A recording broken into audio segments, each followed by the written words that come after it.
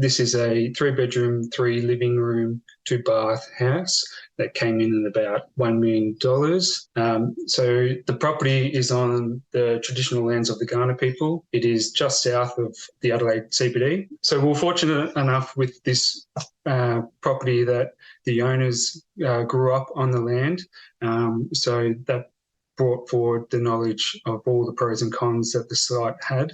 The property is 5.5 hectares and had an existing driveway and an existing house, shed and second dwelling. One of the pros of the site was there was already an existing levelled cut that the parents of the owner had done to build an orchard and garden. So we utilised that space to position the new earth shadowed dwelling. Here's a quick shot of the slope and the hill going back into the distance, and you can just see on the left here the flat area that was the existing cut. Again, here where the ute and the truck are is the existing cut and the beautiful views to the northeast, and then the hill behind, which they started to cut into here on the photo on the right. So with all our houses, there is a concrete shell that is the core of its success. We start by cutting into the hill, which you can see in this photo, and then start with a concrete slab on the ground. In this project, we had a 400mm thick concrete wall in certain parts, and we're very conscious of the amount of that in the house to make sure that it continued to perform how we wanted it to. Here's a shot of the concrete slab down, the rammed earth walls in, and the steel structure that would hold up the concrete roof. Here are the concrete blockwork walls, which are 190mm thick core-filled blockwork walls. And here you can see how that this is almost a 4-metre deep cut at the back of the house. In this shot is the concrete roof and the 3 courtyards you can see protruding through. And the photo on the right shows you the great solar access of the site, where the windows at the front facade bringing light into the back of the house, and then also the courts and the light coming down through those.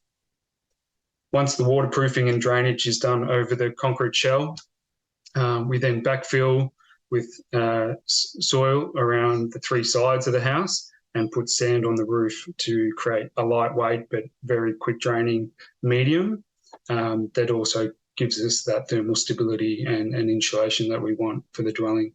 It's also evident here, you can see the steel skeleton of the light court roofs going in, and then a photo on the right of that finished product where this part of the dwelling is not considered the external building envelope, so it doesn't have to be bushfire rated, but inside the light courts themselves are Bell rated, which I'll show you a bit further on. A shot here of the finished house with 3 bedrooms, having one side or one elevation that is only exposed is where we apply the appropriate Bell rated cladding to the client's brief and budgets. In this case, we use stack bond blockwork, thermally broken double glazed windows and fire rated shutters, and the windows were fire rated as well. And then a shot from behind once the completed house was done. A shot of the front once the owners had moved in. This house was completed back in January this year. And so all the roof water that we capture on our houses is directed towards the front of the house, because we don't want to create any more hydrostatic pressure that's applied to the back of the walls. So that any roof water is directed to the front through downpipes and put into tanks either side of the dwelling, which is then used for firefighting. Just a quick shot of the rammed earth walls and the entry. And then a shot from the side showing how these houses integrate into the hill and really have that low profile aesthetic that we're known for. At this point, I'd like to thank Jackson and his wonderful team at Enduro Builders who did a marvellous job with the build. And it was through that collaboration with Jackson and the client that this floor plan evolved from, where we determined the layout of the house with the rammed earth walls and making those elements of the steel and the concrete roof and the spans that are required from them work to our floor plan. And as you can see, we ended up with all the bedrooms and living areas on the eastern side of the house to take advantage of the views and that solar access, which meant that the rooms along the back of the house were all service rooms connected to the light courts for natural light and ventilation that we are required to do to meet the building code. I've got a highlighted plan here to show our features of our houses that make them good in fire, but also in the depths of winter and the heat of summer perform really well.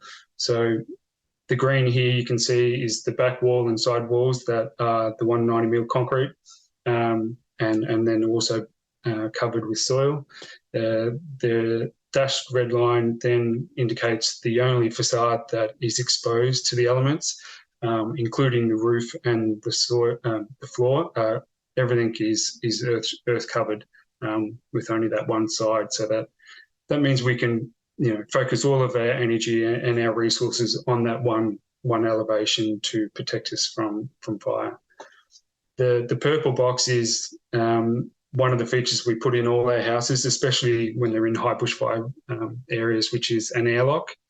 And this gives us an entry point that the occupants can come in and out of before and after the fire front.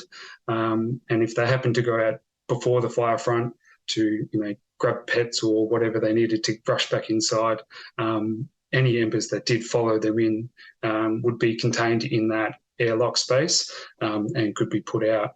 And the same with when they're in the depths of winter and the heat of summer. This airlock means that the outside temperature is not brought into the house. Along that front facade is where these blue boxes indicate the windows, where we have our multiple layers of protection from the bushfire rated roller shutters and windows. A little cross section through the house to again further explain the concrete shell shown in green. Nigel might be able to confirm this, but I believe it's around 80 to 90% of house fires when there is a bushfire event start by the emperor attack in the roof space, and we just don't have a conventional roof space with an earth shuttle dwelling because of the nature of the building. So a lot of the fire threat is gone because of the earth shuttle roof that we've got. And then the next point of entry in house fires is through the window. So again, the reason behind the double layer of protection for our windows is that we have a fire-rated window and a fire-rated shutter, and that shutter is to protect those windows from any projectiles that are coming along in that fire event from breaking the glass and then creating a point of entry for the embers. You can see here our light courts at the back, creating that light and ventilation into the back of the house. That is bell rated on the inside, and the light court roof, which is built from metal, glass, and 6mm toughened glass and a steel shell, protects that court as much as it can in a fire.